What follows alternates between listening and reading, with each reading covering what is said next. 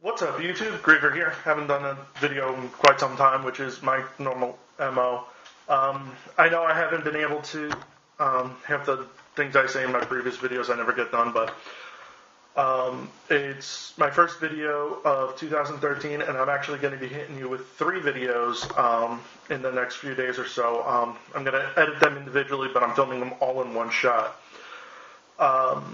As we all know, 2013 is supposed to be when the new Firestrike Elite line really hits it big, and I have 3 of the 2013 Elite blasters to show you. Now, a bunch of people have done some videos on these already, but I'm going to go a little more in-depth, just nitpicking things here and there that I've heard some people say and other people have kind of overlooked. So, we have the Firestrike, the strong arm, and the rough cut 2x4.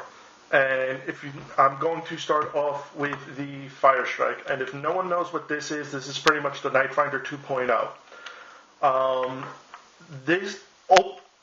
This I've already kind of sort of modded already. I popped out the air restrictor. I know you probably won't be able to see it down there, but the air restrictor is already out of this.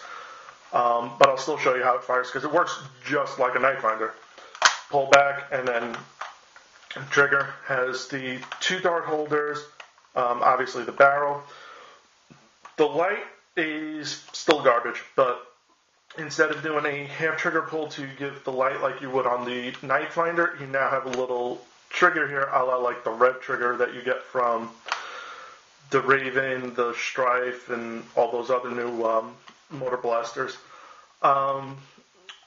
The light is absolutely garbage. This thing is supposed to shoot 75 feet, and the light says it's good for up to 15 feet. So, yeah, figure that one out. On the plus side, though, it does give a nice little aesthetic mod, or not mod, but an aesthetic look, because when you depress the trigger, the sidebar here lights up. So, you actually get a little light if you're holding it down. You get the light in front, which looks stupid anyway, but at least you get that, which kind of looks cool.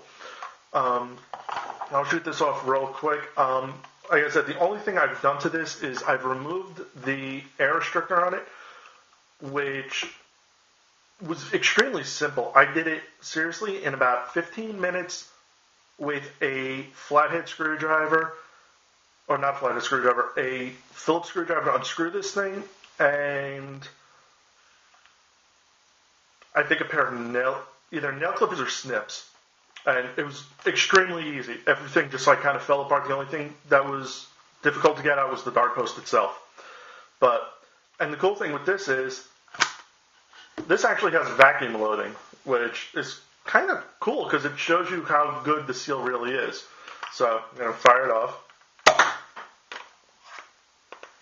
And this thing hits hard, and it was hitting hard even before I took out the air restrictor. So, okay, and here, I'll show you the vacuum loading a little bit. It's got to kind of get a little bit of a barrel fit first, and then, see, went down, and then, bam. I'm not going to open this up on camera just because I want to try and get these videos quick, and I want to go into, again, more like a review of the blaster rather than the internals.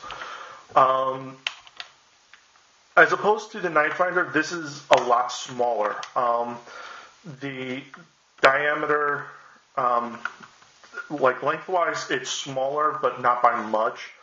The front part here is a little more compact than it was on the Nightfinder as well. But the one thing I kind of don't like, though, is the handle is smaller than the Nightfinder. It's, for me, and I'm a big guy, it's still a fairly comfortable grip, but because of the disc trigger, it does make it a little bit uncomfortable. Like when I do a full overhaul on this, I'm most probably going to pull out the electronics, which means I'll probably wind up taking out this trigger just because it's going to be very uncomfortable. The original Nightfinder ran on 2 AA batteries. This actually runs on AAA batteries. Just so, again, this, it takes away from the handle a little bit, so, it makes it smaller because of the AAA batteries. You don't have the width, that little extra width from the AA's. But overall, I have to say this is a great successor to the Night Finder. I was extremely skeptical about this at first because with all the elite blasters, everything was getting upgraded to direct plunger blasters, and the Night Finder was already a direct plunger. So it's kind of like, what really can you do to enhance that? And Nerf actually did a very, very good job on it. The draw with the stock spring is very simple. Or not very simple, very easy. Again, just like the Night Finder, pull back. The internals, again, super simple. Your spring and plunger and catch are all on one piece, like, again, with the original Night Finder. The good thing is, though, with the front part of the barrel, along with the plunger tube itself, nothing is solvent welded, or at least in these models. Nothing solvent welded.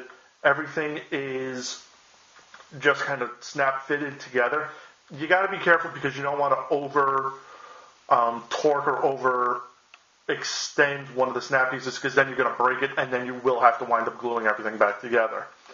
The seal on this thing is really good because, I mean, you saw it's vacuum loading darts.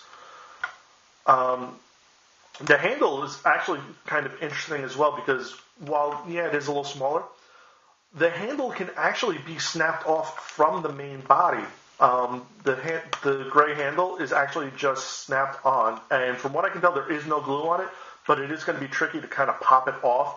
So if you want to keep, so for, you know, anyone who's going to do an aesthetic mod like paint or anything like that, if you want to keep the handle as is and not have to worry about that, you, instead of having to tape it off, if you're very careful enough, you can actually just pop it off and then do the painting on, you know, the rest of it, and then just snap it back on, and then bam, you're done. You don't have to worry about clear coating the handle or sweat or anything like that, taking paint off, or having to worry about trying to tape off every last little nook and cranny on it. So, over and all, I have to say this is a great find. I got this from my buddy Clowney. This runs, I think, about like $9-10 or so, depending on where you find it. I would suggest definitely pick it up. It's a little, actually no, I'd say it's on par with the first mod as a Night Finder first mod. So I would say definitely pick this up. It's actually an easier mod than the Night Finder. Great for first timers, and it's a great pistol. I really have to say I'm very impressed with this. Nerf did a great job on updating the Night Finder, and I would say yes, pick up the Firestrike. It's really good. So, thanks for watching. Later.